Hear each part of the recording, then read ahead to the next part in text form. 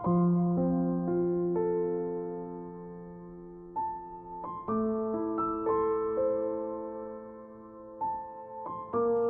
Assalamualaikum Pak Ustadz, Syafruddin Pak Ustadz. Waalaikumsalam warahmatullahi. Ya, melanjuti pertanyaan tadi, ya saya ingat tahun 84 2005 saya mendengarkan ceramah daripada Kiai Haji Gofar Ismail dari Pekalongan ya, 2 tahun berturut-turut.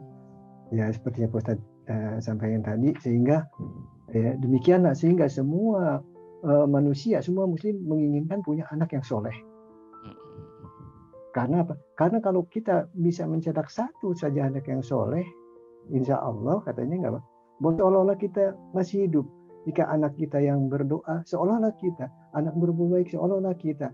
Waktu itu dijelaskan bahwa ada ayatnya, tapi tidak dijelaskan. Mohon penjelasan Pak Ustaz. Ya, jadi begini, anak yang soleh itu tentunya kan bisa berefek positif kepada orang tuanya. Ya toh, ya apa enggak ini? Iya, betul. Ya, orang tuanya masih hidup maupun sudah meninggal. Ya benar dong, pasti dong logikanya. Orang yang hatinya baik akan tercermin keluar zahirnya baik. Karena memang dapat pancaran yang kuat dari Allah, kan begitu toh. Nah, Ya. orang yang begitu ya berarti kan sejatinya, bahasa sederhananya nih, bahasa kasar-kasarannya, kesolehan itu sebetulnya kan pilihan Allah.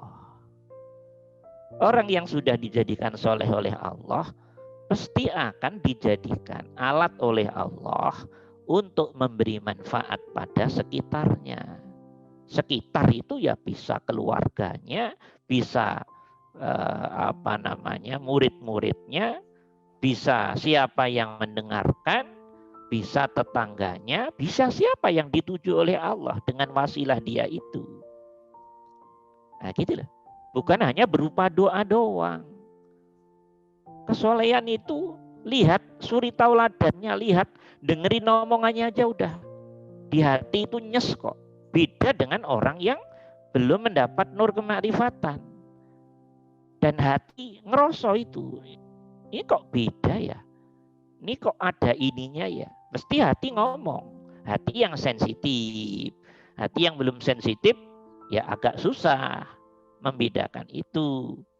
Jadi kesolehan seseorang, entah orang tua, entah anak, ini bukan hanya saya batasin ke orang tua, ke anak saja. Kalau dalam hadis kan awaladin solihin yad'ulah kan gitu, atau anak yang mendoakan orang tua. Siapa saja. Orang yang soleh, mau anak, mau orang tua, mau siapa.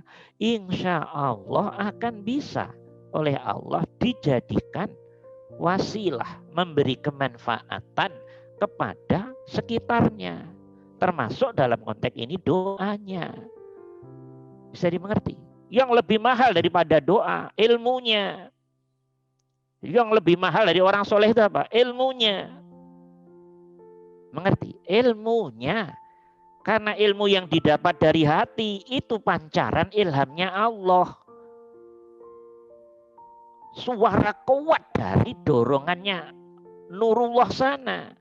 Maka apa yang diomongin memberi efek positif pada orang yang mendengar. Oh, itulah namanya hidayah.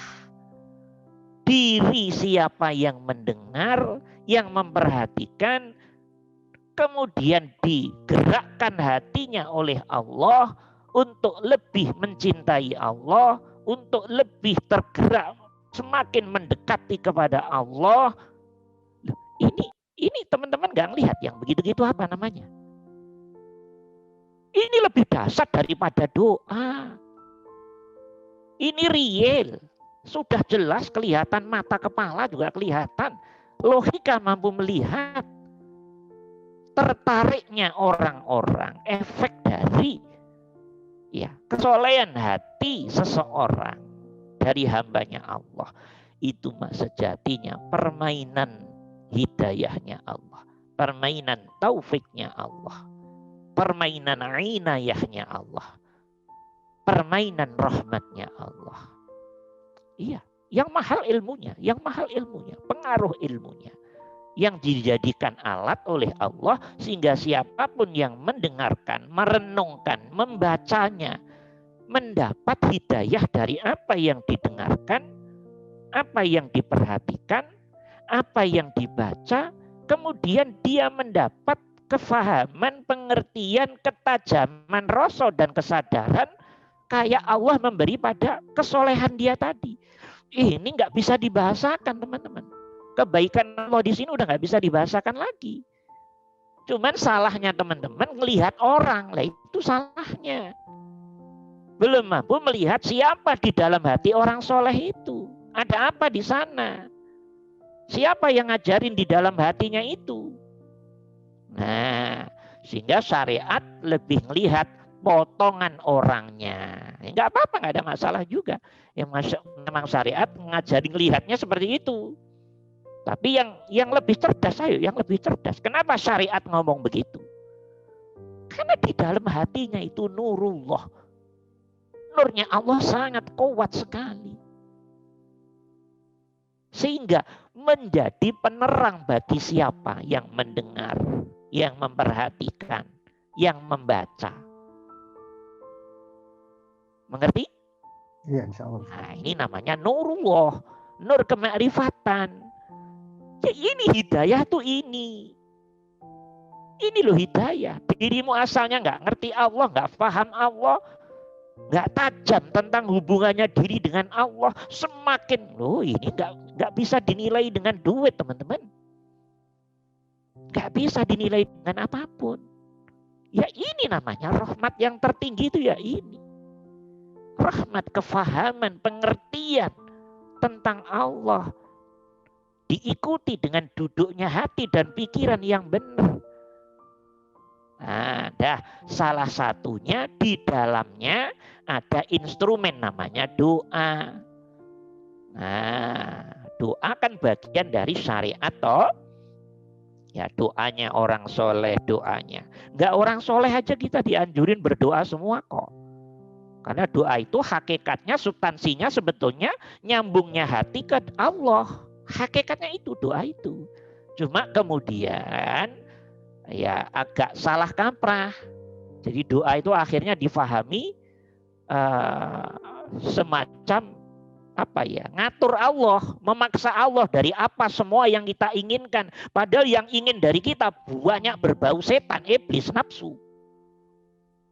Sehingga ayat dan hadis tentang doa dijadikan pembenaran tentang gerak-gerik suara nafsu setan jin iblis dari diri kita dan mengatasnamakan doa. Ya nggak apa-apa kalau kematangan diri tentang Allah baru sampai situ nggak masalah juga. Allah bisa memaklumi.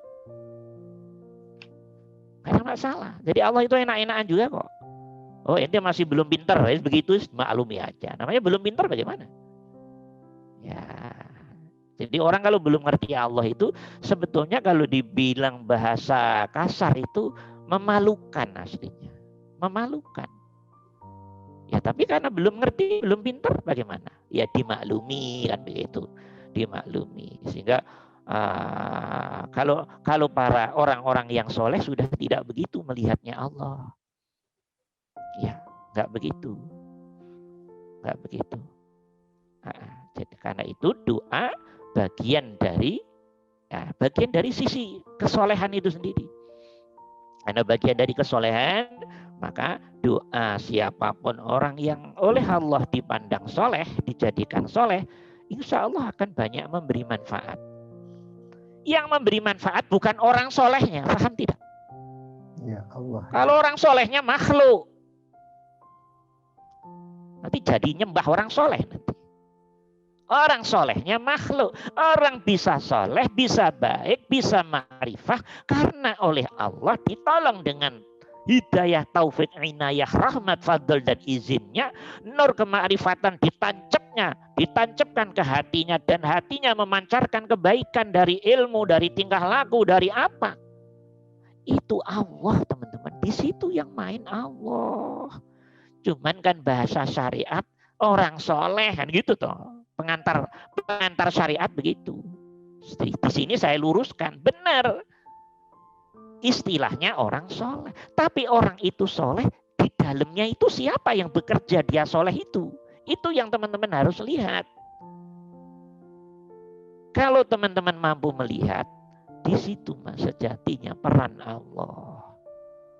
Peran Allah. Nabi kita Muhammad, mulut beliau mengeluarkan Quran. Itu bukan Nabi Muhammad yang ngomong Quran. Ngerti nggak? Yang ngomong Quran itu adalah Allah lewat hati Nabi Muhammad. Gitu loh, paham apa enggak tuh ini? Insyaallah. Kalau Nabi Muhammad makhluk, Nur Muhammad makhluk. Tapi Quran yang dihembuskan oleh Allah lewat kesucian hatinya, kejernihan hatinya, kesolehan hatinya, muncullah Quran. Loh, itu Muhammad Nabi kita atau Allah? Allah. Allah, gitu loh. Hatimu duduk di mana memandangnya ini?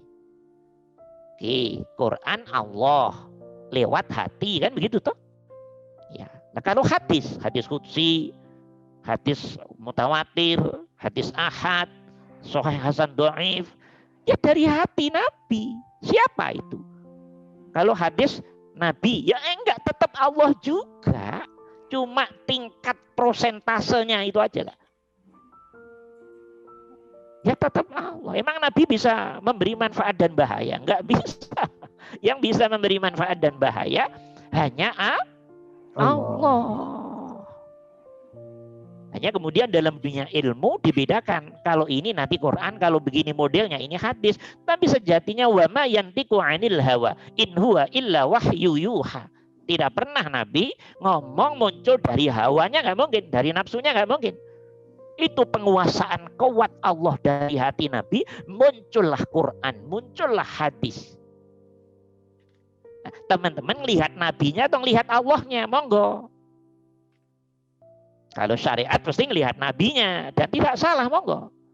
Tapi bencana kalau ngelihat syariat, ngelihat nabi, Allahnya diputus. Nah itu belum pinter namanya. Kalau belum pinter apa namanya? BUDUH ya. Nah, BUDUH lo belum pinter itu nggak apa-apa, itu proses. Ya.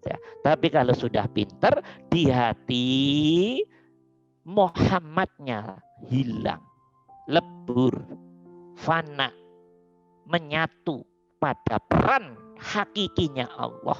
Jadi yang kelihatan peran hakikinya Allah lewat ilmunya yang memancar dari hatinya Nabi tadi. Nah, terserah hati teman-teman sudah setajam apa oleh Allah ditakdirkan melihat sesuatu itu. Nah, nanti arahnya ke situ, Pak Sabrudin. Ini ya, maksud saya biar pintar sekalian, jangan melihat kesolehan orang dari doa doang. Itu masih biasa-biasa melihatnya.